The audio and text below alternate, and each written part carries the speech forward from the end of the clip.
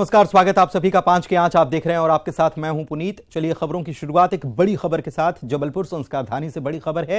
इस वक्त की बड़ी खबर है, नर्मदा चुनरी यात्रा जो है इसमें हंगामा हो गया। चुनरी यात्रा को नर्मदा किनारे ग्वारी घाट में प्रवेश कराने पर विवाद हुआ है और पुलिस ने चुनरी यात्रा को रोक लिया है। ग्वारी घाट जाने की अनुमति नहीं दी गई। चुनरी यात्रा के संयोजक और कांग्रेस महासचिव रामदास यादव अड़ गए हैं। इधर पुलिस कर्मियों ने कांग्रेस नेता रामदास यादव को घसीट कर हटा दिया। पुलिस कार्रवाई से नाराज इस यात्रा में शामिल श्रद्धालु अब धरने पर बैठ गए हैं। मौके पर वरिष्ठ अफसर पहुंचे हैं और लोगों को समझाइश देने में जुटे हुए हैं। थाना प्रभारी भी भूमेश्वरी चौहान पर यात्रा को रोकने का आरोप लगा है। तो ये बड़ी खबर आपको बता रहे हैं। जबलपुर में नर्मदा यात्रा जो है उसके तहत चुनरी यात्रा निकाली जा रही थी और यहां पर हंगामा हो गया, अनुमति नहीं दी गई और तो और चुनरी यात्रा के संयोजक को घसीट कर हटा दिया गया। पवन हमारे संवाददाता हमारे साथ फोन लाइन पर जुड़े हुए हैं, उनसे बात करते हैं। पवन, ये घसीट कर हटा देना, नर्मदा में आस्था है लोगों की और चुनरी यात्रा नर्मदा जयंती को लेकर निकाली जा रही, लेकिन क्यों ग्वारी घाट जाने से रोका जा रहा था और ये समझाइश दी जा सकती थी, लेकिन घसीट कर हटा देना, क्या वजह रही इस सब के पीछे? जी पुनीत, बिल्कुल ये जो है सवाल सभी के मन में है कि आखिर ऐसी क्या वजह है कि धार्मिक यात्रा पर ही रोक लगा दी। चूंकि ग्वारी घाट धार्मिक स्थल है जहां पर हर किसी की आस्था जुड़ी हुई है और बीते कई सालों से रांझी की ये मां नर्मदा चुनरी यात्रा समिति चुनरी यात्रा निकाल रही है और माता को समर्पित करती है। नर्मदा जयंती के उपलक्ष्य में ये यात्रा निकाली जा रही थी, जिसमें थाना प्रभारी भूमेश्वरी चौहान ने ये हवाला दिया कि सीएम के कार्यक्रम की तैयारियां चल रही हैं, इसलिए घाट पर जाने की अनुमति नहीं दी जा सकती है। लेकिन जो परंपरा चली आ रही है उसका हवाला देते हुए समिति के जो सदस्य थे और जो संयोजक थे, जो कांग्रेस के नेता भी हैं, उन्होंने कई बार रिक्वेस्ट भी की कि हमें सिर्फ कुछ लोगों को जाने दो जो चुन चढ़ा के वापस आ जाएंगे और किसी भी प्रकार की कोई भी ऐसी घटना नहीं होगी जिससे पुलिस या प्रशासन या व्यवस्था को कोई नुकसान हो या कोई सवाल खड़ा हो। लेकिन पुलिस नहीं मानी और इसी बात को लेकर के जब उन्होंने जिद की समिति के सदस्यों ने कि हम 25 किलोमीटर दूर से आए हैं और हमें यात्रा पूरी करनी है, पुलिस ने जब जिद की तो पुलिस ने के साथ उनकी कहा सुनी हुई, विवाद हुआ और उसके बाद पुलिस ने जो संयोजक थे और उनके समर्थक थे उनको जबरदस्ती वहां से हटाने की कोशिश की, जिससे करीब 200 लोग, जो महिलाएं, बुजुर्ग, बच्चे सभी इस यात्रा में शामिल है, वो सभी वहां पर धरने पर बैठ गए। इसकी जानकारी वरिष्ठ अधिकारियों को मिली, मौके पर पहुंचे हैं, बातचीत जारी है। क्या होता है, यात्रा वापस लौटेगी या वो उनको चुनरी चढ़ाने की अनुमति दी जाएगी, कुछ देर में स्पष्ट हो जाएगा। लेकिन ये रोकना और इस बीच ये मामला और बढ़ गया है और अब इस पर सियासत भी हावी हो सकती है। लेकिन पवन, ये बीच का रास्ता निकाला जा सकता था। सीएम का कार्यक्रम है, जाहिर सी बात है कि सुरक्षा के प्रोटोकॉल्स तमाम चीजें होती हैं, लेकिन इसके बावजूद लोग अगर 25 किलोमीटर की यात्रा करके, और हर बार आप बता रहे हैं कि ये यात्रा ऐसे ही पूरी होती है, नर्मदा जयंती पर ऐसे ही चुनरी यात्रा निकाली जाती है, तो उसका भी एक मान रखना चाहिए। सीएम की सुरक्षा के लिए जो प्रोटोकॉल्स है उसका ध्यान रखते हुए कोई बीच का रास्ता निकाला जा सकता था। लेकिन यहाँ तो पुलिस ने एक प्रकार से बर्बरता दिखाई है, घसीट कर ले जाना। वरिष्ठ अधिकारियों को ऐसे भी बुलाकर समझाइश दी जा सकती थी। इसमें विकल्प सीधा सीधा है कि पुलिस अपनी निगरानी में पुलिस की चाक प्रबंध व्यवस्था कर दी जाती। तात्कालिक रूप से भी व्यवस्था की जा सकती थी कि थानों का बल बुला करके और चुनरी यात्रा को सकुशल और व्यवस्थित ढंग से संपन्न कराया जा सकता था। लेकिन कहीं ना कहीं पुलिस की एक तरह से नेग्लिजेंसी इसको माना जाएगा कि पुलिस सहयोग नहीं करना चाहती या लोगों को सीधे किनारे करना चाहती कि व्यवस्था बनाने की जरूरत ही ना पड़े, पुलिस को उसमें कोई एक्सरसाइज ना करना पड़े, कोई मेहनत ना करना पड़े। तो कहीं ना कहीं एक तरह की अनदेखी कहा जा सकता है, क्योंकि 25 बिल्कुल अनदेखी कहा जा सकता है। और अब इस पर जाहिर सी बात है कि ये धार्मिक मामला है जरूर, लेकिन इस पर सियासत अब बहुत जल्दी हावी होने वाली है, क्योंकि आप बता रहे हैं कि संयोजक जो हैं कांग्रेस से जुड़े हुए हैं, सीएम आने वाले थे, इस पर सियासत हो सकती है आने वाले वक्त में। बहुत शुक्रिया पवन आपका इस जानकारी के लिए। और आइए अब बात करते हैं चमत्कार, चैलेंज और सियासत की।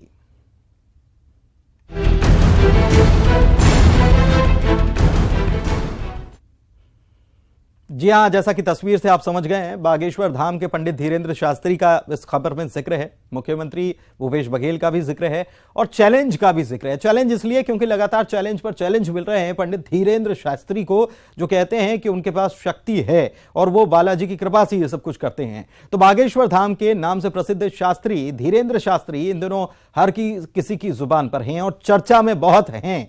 कोई उनका चमत्कार मान रहा है, कोई उनकी आलोचना कर रहा है और चमत्कार के किस्से सुर्खियों के बीच विवादों में भी है। अब ये चमत्कार सियासी रंग में भी आ गए हैं। देखते हैं ये रिपोर्ट, फिर करेंगे बात। की अर्जी स्वीकार हुई है। नौकरी जो है छूट गई है। मैं स्पेशली उन्होंने सपना देखा, हमने लिखा आपके टोटल 3 प्रश्न हैं। सिद्धियां हैं, लेकिन इसको चमत्कार दिखाना नहीं चाहिए।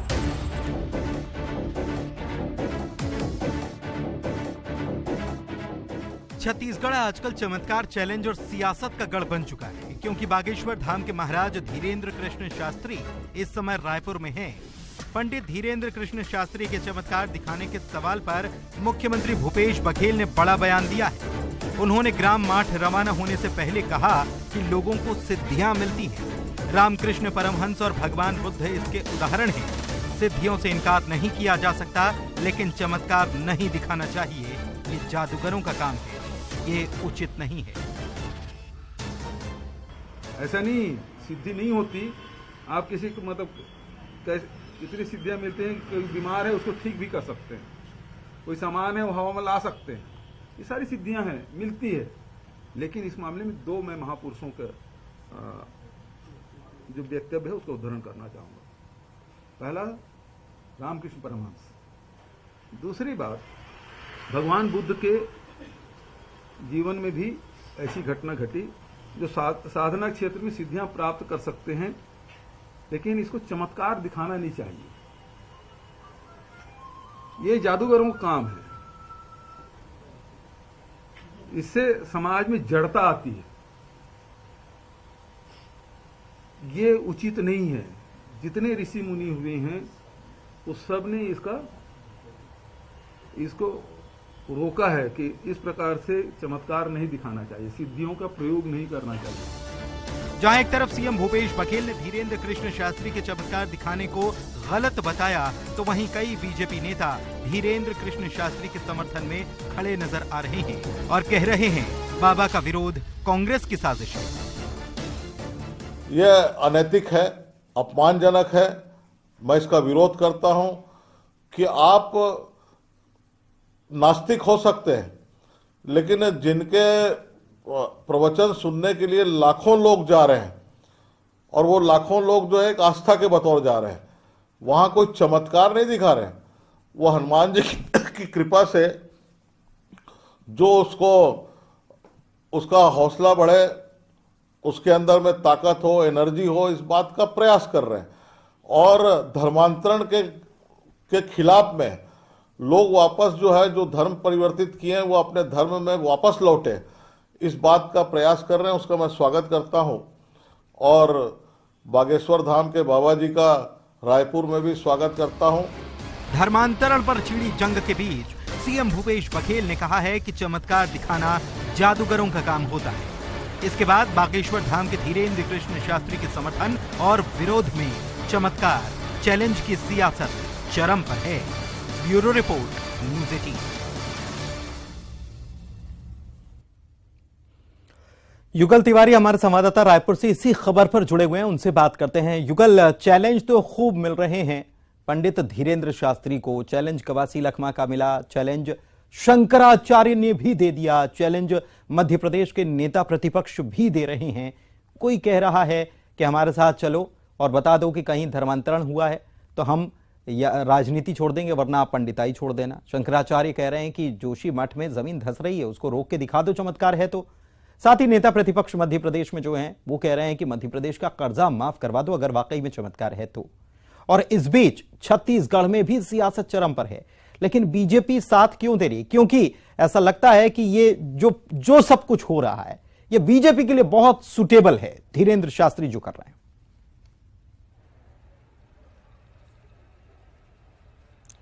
देखिए पुनीत, छत्तीसगढ़ में जब से पंडित धीरेन्द्र शास्त्री आए हैं तब से राजनीतिक जो सरगर्मियां हैं वो बढ़ गई हैं, बयानबाजी का दौर है वो बढ़ गया है। चमत्कारों के माध्यम से एक दूसरे जो दल हैं, सत्ताधारी दल के हों चाहे विपक्षी दल हों, जमकर निशाना साध रहे हैं। भाजपा के तमाम जो बड़े नेता हैं वहां धीरेन्द्र शास्त्री के पंडाल तक पहुंचे हैं, कुछ कांग्रेसी विधायक भी वहां पहुंचे हैं, क्योंकि लोगों का हुजूम है वहां पर दिख रहा है। और कोई भी 2023 चुनावी वर्ष है, ऐसे में चाहे वो धर्मांतरण का मुद्दा हो, चाहे धर्म की आड़ में इस तरह के बयानबाजी हो, कोई भी दल है वो चूकना नहीं चाहता। और जिस तरह से आज मुख्यमंत्री भूपेश बघेल ने बड़े ही डिप्लोमेटिक तरीके से ये हमला बोला है, निशाना साधा है, और उन्होंने दो महापुरुषों का जिक्र भी किया है। रामकृष्ण परमहंस और भगवान गौतम बुद्ध का उन्होंने उदाहरण भी दिया है, और उन्होंने साफ तौर पर कहा है कि शक्तियां होती हैं, लेकिन इस तरह से चमत्कार दिखाना, जादूगर चमत्कार दिखाने का काम करते हैं, और ऐसे करने से समाज में जो जड़ता है वो आती है। तो सीधा सीधा निशाना है कि जिस तरह से वहां पर जादूगर दिखाया जा रहा है या फिर लोग चमत्कार की बात कर रहे हैं, उसे लेकर के निशाना साधा गया है। दूसरा, धर्मांतरण भी एक छत्तीसगढ़ में बड़ा मुद्दा है, उसे लेकर भी जिस तरह से पंडित धीरेन्द्र शास्त्री की जो वहां पर जो धर्म परिवर्तन हो रहे हैं, वापसी हो रही है, उसको लेकर के एक बड़ा हमला मुख्यमंत्री भूपेश बघेल ने कहा है। तो ये कहा जा सकता है कि 2023 की चुनावी बिसात है, और इसमें कोई भी राजनीतिक दल है वो मौका चूकना नहीं चाहते। लगता है कि ये धर्म की बात है या फिर कोई लाइन से हटकर, लिंक से हटकर अगर कोई बयानबाजी कर रहे हैं, तो ये आरोप प्रत्यारोप लगातार लग रहे हैं। पंडित धीरेन्द्र शास्त्री को चुनौती देने वाले खुद उनके संत समाज के लोग भी आ गए हैं, राजनीतिक दल के लोग भी हैं, साथ ही साथ सोशल मीडिया में भी जमकर जो उनकी जो बयानबाजी है, उनके जो वीडियो क्लिप्स हैं वो हो रहे हैं, वहां पर भी उन्हें चैलेंज पर चैलेंज मिल रहा है। लेकिन छत्तीसगढ़ में सियासी पारा जो है गरमाया हुआ है। जी, चैलेंज पर चैलेंज मिल रहा है, और ये कह सकते हैं कि जैसे जैसे प्रसिद्धि के साथ आलोचना भी आती है, और साथ ही साथ वो प्रसिद्धि सवाल भी लेकर आती है। सवालों का सामना क्या धीरेन्द्र शास्त्री करने के लिए तैयार हैं, क्योंकि इस वक्त तो वो रायपुर में ही मौजूद है, मीडिया से बात कर रहे हैं कि दूरी बना ली?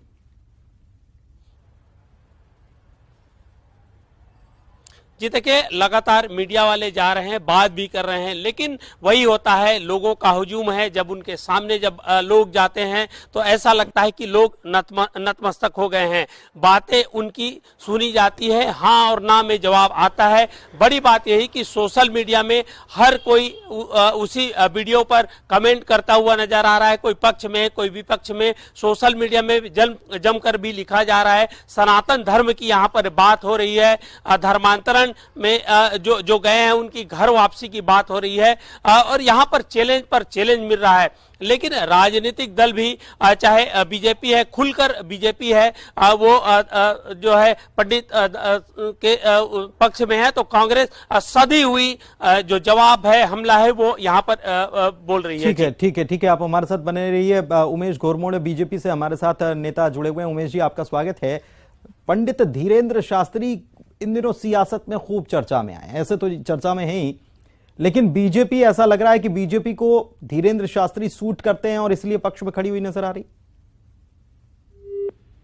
को सूट करने वाला विषय नहीं है, ये बहुत ही आपत्तिजनक है।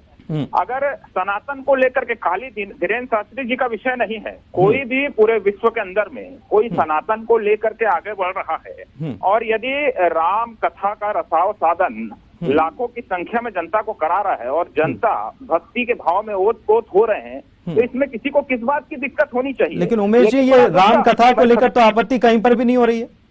मैं उसी पे आ रहा हूँ। बड़ा दुख का विषय है कि हमारे इस छत्तीसगढ़ में, जो कि भगवान प्रभु श्री राम का ननिहाल है, यहाँ पर अतिथि देवो भव की परंपरा है, इस छत्तीसगढ़ प्रदेश के अंदर में जब से राम कथा हो रही है और आचार्य धीरेन्द्र शास्त्री जी जब से छत्तीसगढ़ के अंदर में आए हैं, कभी भूपेश बघेल सरकार के मंत्री उनको लेकर के चुनौती देने का काम करते हैं, कभी स्वयं मुख्यमंत्री भूपेश बघेल जी का बयान आता है, और किस प्रकार से सनातन को छत्तीसगढ़ में टारगेट किया जा रहा है। ये उमेश जी, सनातन को छत्तीसगढ़ में कैसे टारगेट किया जा रहा है, ये थोड़ा सा आपको बताना पड़ेगा, क्योंकि यहां पर सनातन को टारगेट करने की तो बात ही नहीं हो रही है, ये तो चमत्कार को लेकर बात हो रही है। मुख्यमंत्री कह रहे हैं कि चमत्कार दिखाना ये जादूगर का काम होता है, सिद्धियां होती हैं। उन्होंने, सुन लीजिए पहले आप, मैं आपको बता रहा हूं, मुख्यमंत्री ने कहा है कि सिद्धियां होती हैं, ये मानते हैं, लेकिन सिद्धियों को सार्वजनिक रूप से प्रदर्शित करना जो है वो जड़ता लाता है सामाजिक व्यवस्था।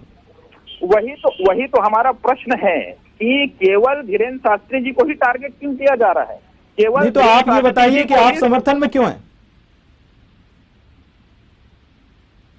देते हैं मुख्यमंत्री जी क्यों टारगेट, मैं तो फिर कह रहा हूं, क्यों टारगेट करके बयान देते हैं? और भी धर्मों के अंदर में और भी इसके अंदर में इस प्रकार की चीजें होती रहती है। उमेश जी,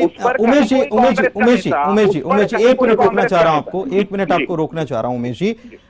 जब सवाल होता है तो सवाल का जवाब आना चाहिए, बजाय दूसरे सवाल को खड़े कर देने के। जब आप और धर्मों की बात करते हैं, शायद वहां पर बात हो तो उसकी भी चर्चा होनी चाहिए, जाहिर तौर पर होना चाहिए। उमेश जी, आप सही कह रहे हैं, लेकिन सवाल का जवाब होना चाहिए, दूसरा सवाल नहीं होना चाहिए। आपको नहीं लगता ये? देखिए, मैं तो जवाब ही दे रहा था, और आपने स्वयं भी कहा कि अगर किसी एक धर्म के ऊपर सवाल उठ रहा है तो बाकी धर्मों के ऊपर भी सवाल अगर उठाते हैं तो इसको एक सामान्य प्रक्रिया के तौर पे जायज ठहराया जाएगा कि सबको समान रूप से लिया जा रहा है। लेकिन जिस प्रकार से केवल सनातन और सनातन को लेकर के जिस प्रकार से रायपुर के अंदर में एक वातावरण निर्मित हुआ है और जिस प्रकार से कार्यक्रम चल रहे हैं, उसी विशेष कार्यक्रम को लेकर के अगर टारगेट किया जाए तो सवाल पूछा जाना लाजमी है। अगर छत्तीसगढ़ की ही हम बात कर लें तो छत्तीसगढ़ के अंदर में धर्मांतरण से लेकर के और तमाम विषय हो रहे हैं, उस पर ना तो सरकार के कहीं कोई मंत्री कुछ बोलते हैं, ना तो मुख्यमंत्री भूपेश बघेल जी कुछ जवाब देने की स्थिति में रहते हैं, जबकि शासन प्रशासन और अधिकारी धर्मांतरण के विषय को लेकर के तमाम मोर्चे पर, चाहे पत्र का विषय हो, अधिकारियों के द्वारा संज्ञान में लाने का वो उठाते हैं, ठीक है, लगातार आते रहे, लेकिन उस पर सरकार के मंत्री से लेकर मुख्यमंत्री जी तक सब खामोश रहते हैं। लेकिन जहाँ राम कथा हो रही है, जहाँ भक्त राम भक्ति में रसाव साधन कर रहे हैं राम कथा का, वहां पर अगर प्रश्न उठाता है उसको लगता है नहीं, फिर उमेश जी थोड़ा सा गलत ट्रैक पर आप गाड़ी ले जा रहे हैं, क्योंकि राम कथा और रसास्वादन की जो बात है वहां तक तो बात पहुंची ही नहीं है। ये एक ही मामले में थोड़ा सा स्प्लिट हो जा रहा है, क्योंकि यहां बात हो रही है उस दिव्य दरबार की और आपके बारे में सब कुछ बता देने के चमत्कार की। धनंजय सिंह ठाकुर हमारे साथ कांग्रेस से जुड़े हुए हैं, उनसे बात करते हैं। धनंजय जी, उमेश जी जो कह रहे थे आप मेरे ख्याल से सुन रहे होंगे, क्या प्रतिक्रिया आपकी? क्योंकि मुख्यमंत्री कह रहे हैं कि सिद्धियां होती हैं लेकिन उसको सार्वजनिक रूप से अगर प्रदर्शित करते हैं तो ये ठीक नहीं है, ये काम तो जादूगरों का है। देखिए, कल जगत गुरु स्वामी शंकराचार्य जी अविमुक्तानंद महाराज जी ने भी ऐसे चमत्कार करने वाले को चुनौती दी है। और जगत गुरु शंकराचार्य जी कौन है? हिंदू समाज के पथदर्शक है, सनातन के पथ प्रदर्शक है, हिंदू समाज के सभी कुछ है वो। तो क्या भारतीय जनता पार्टी जगत गुरु शंकराचार्य जी का भी विरोध करेंगे? असल जमाने में भारतीय जनता पार्टी वमनस्तर की राजनीति करती है। किसी ने किसी के धार्मिक आस्था पर सवाल नहीं उठाया है, किसी ने राम कथा पर सवाल नहीं उठाया है, किसी ने हनुमान जी की कथा पर सवाल नहीं उठाया है, लेकिन जो चमत्कार की जो बात होती है उस पर सवाल उठाया है। और तो आज शंकराचार्य जी ने कल सवाल उठा दिया, वो अलग विषय की आरएसएस और भाजपा हो सकता शंकराचार्य जी का भी विरोध कर दे। पूछ लेते ना स्वामी अविमुक्तेश्वरानंद जो हैं, शंकराचार्य स्वामी अविमुक्तेश्वरानंद, उमेश जी वो कह रहे हैं कि अगर इतना ही चमत्कार है और अगर आप भी इस चमत्कार में यकीन रखते हैं तो आप इस पर क्या कहेंगे? जोशीमठ के दरारों को भर देना चाहिए, धंस रहा है जोशीमठ, क्या इत्तेफाक रखते हैं उनकी बात से? देखिए जिस प्रकार से विषय आया है और बागेश्वर धाम वीरेंद्र जी जो हैं, वीरेंद्र शास्त्री जी, वो इस चुनौती को लेकर के उनको इस विषय को लेकर के जवाब देंगे। वो जाकर के इससे पूर्व भी जिस प्रकार से चुनौतियां निकल करके आई थी उसको लेकर के भी उन्होंने मीडिया के सामने जो भी चीजें की वो एक अलग विषय है, लेकिन अगर इस प्रकार से चुनौती निकल करके आई है तो वो उसका जवाब देंगे। लेकिन उस विषय पर अगर हम छत्तीसगढ़ में राजनीति करें, उस विषय को लेकर के अगर हम छत्तीसगढ़ में राजनीतिक रंग देने का प्रयास करें तो ये कहां तक नहीं? ये देखिए जब अभी तो आप उनको डिफेंड कर रहे थे धीरेन्द्र शास्त्री को राम कथा को लेकर के, जहां इसमें शंकराचार्य की बात आई तो आपने तुरंत इसमें कह दिया कि ये जवाब तो पंडित धीरेन्द्र शास्त्री देंगे। तो ये सवाल उठ रहे हैं, और देखिए राजनीति में सवाल उठना मतलब समाज में सवाल उठना, तभी तो राजनीति में आते हैं। चलिए खैर, समय की कमी है वरना इस चर्चा को और आगे बढ़ाते हैं। उमेश जी बहुत शुक्रिया हमारे साथ जुड़ने के लिए। धनंजय जी आपका भी बहुत शुक्रिया। और इसी के साथ आज की इस डिबेट में इतना ही। नमस्कार।